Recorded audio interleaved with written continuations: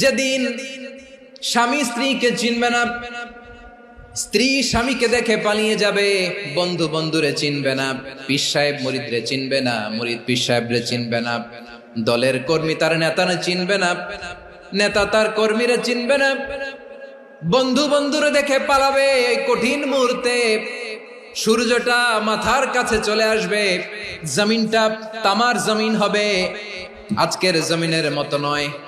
মানুষ ঘর্মাক্ত, ক্লান্ত, শ্রান্ত মাথার মগজগুলো কানের ছিদ্র আর নাকের ছিদ্র দিয়ে বেয়ে বেয়ে পড়বে। বিশ্বনবী ফরমান, কিয়ামতের ওই কঠিন ময়দানে 7 শ্রেণীর ব্যক্তিকে রব্বুল আলামিন তার আরশের নিচে ছায়া দিবেন। তার মধ্যে প্রথম শ্রেণীর ব্যক্তি হলো ইমামুন আদিল, যে ইনসাফের সাথে বিচার করে, যে জাস্টিস সমাজে সার্ভ করে, যে সুশাসন নিশ্চিত